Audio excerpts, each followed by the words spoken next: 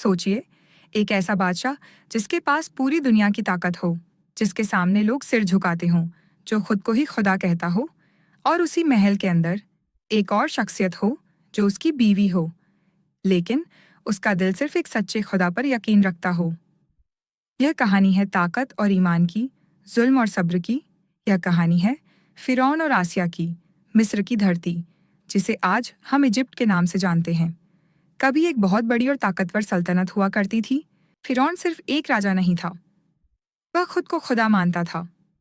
उसका हुक्म था कि लोग उसकी इबादत करें, उसके आगे सजदा करें। जो उसकी बात नहीं मानता, उसका अंजाम सिर्फ मौत होता। लोग डर के मारे उसके सामने झुकते थे, लेकिन उनके दिलों में खौफ भरा होता था। फिरौन के जुल्म की कोई हद नहीं थी। उसी महल में एक लड़की पैदा होती है। उसका नाम रखा जाता है आसिया। बचपन से ही आसिया बाकी लोगों से अलग थी। जब महल के लोग फिरौन को खुदा मानते थे, तब आसिया के दिल में सवाल उठते थे। वह अक्सर सोचती, क्या एक इंसान खुदा हो सकता है? जैसे जैसे समय बीतता गया, आसिया बड़ी होती गई और उसके अंदर सच को समझने की चाह और बढ़ती गई। फिर एक दिन उसकी शादी खुद फिरौन से हो जाती है।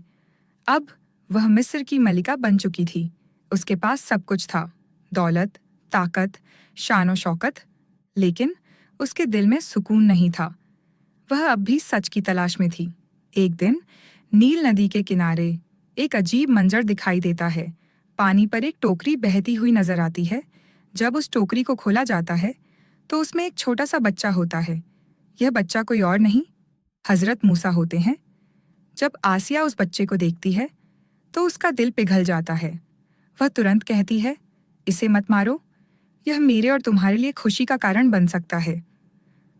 फिरौन कुछ पल सोचता है और आसिया की बात मान लेता है, और इस तरह मूसा महल में पलने लगते हैं। आसिया मूसा को अपने बच्चे की तरह पालती है, उन्हें प्यार देती है, उनकी देखभाल करती है। उसे यह नहीं पता था कि यही बच्चा एक दिन फिरौन की ताकत को खत्म कर देगा। लेकिन उसके दिल में एक अजीब सा लगाव था, जैसे कोई अदृश्य ताकत उसे मूसा से जोड़ रही हो। समय बीतता है, मूसा बड़े होते हैं, और एक दिन उन्हें अल्लाह की तरफ से पैगंबरी मिलती है। उन्हें हुक्म दिया जाता है कि वह फिरौन के पास जाएं और उसे सच्चाई की तरफ बुलाएं। मूसा महल में आते हैं और फिरौन के सामने खड़े हो जाते हैं। वह कहते हैं, मैं अल्लाह का पैगंबर हूँ और तुम्हें एक सच्चे खुदा की तरफ बुलाने आया हूँ। फिरौन यह सुनकर हंस पड़ता है। वह कहता है, मैं ही तुम्हारा रब हूँ, तुम किसी और की बात कैसे कर सकते हो? मूसा उसे समझाते हैं, लेकिन फिरौन का दिल सख्त हो चुका था। यह सब आसिया देख रही होती है। उसका दिल सच को पहचान लेता है।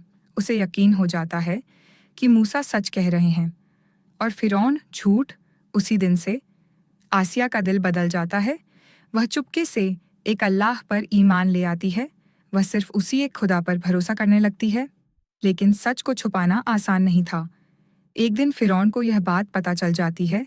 वह गुस्से से आग बबूला हो जाता है। वह आसिया से कहता है, तुम मेरी बात छोड़कर किसी और पर ईमान कैसे ला सकती हो? लेकिन आसिया अब डरने वाली नहीं थी। वह पूरी हिम्मत से कहती है, मेरा रब सिर्फ एक है और मैं उसी पर ईमान रखती हूँ। ये सुनकर फिरौन का गुस्सा और बढ़ जाता है। वह आसिया को सजा देने का हुक्म देता है। उसे तपती धूप में बांध दिया जाता है। उसके हाथ पैरों में कीलें ठोक दी जाती हैं, लेकिन आसिया के चेहरे पर डर नहीं, बल्कि सुकून होता है। वह आसमान की तरफ देखती है और दुआ करती है, ऐ मेरे रब, मेरे लिए अपने पास जन्नत में एक घर बना दे और मुझे फिरौन और उसके जुल्म से बचा ले।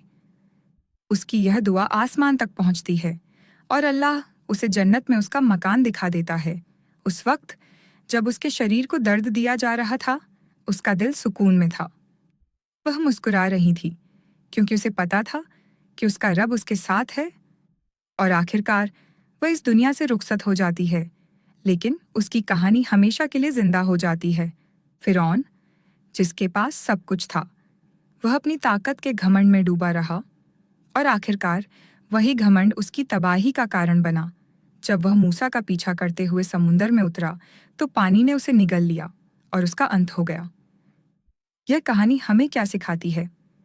कि असली ताकत कुर्सी या दौलत में नहीं होती, बल्कि सच्चाई और ईमान में होती है। आसिया, एक ऐसी औरत जिसने महल में रहकर भी सच्चाई को चुना, जिसने हर तकलीफ सहकर भी अपने रब का साथ नहीं छोड़ा। आज भी उनका नाम इज्जत के साथ लिया जाता है और हमेशा लिया जाएगा। यह थी कहानी फिरौन और आसिया की, एक ऐसी कहानी जो हमें याद दिलाती है कि अंधेरे में भी अगर इंसान सच के साथ खड़ा रहे तो आखिर में जीत उसी की होती है।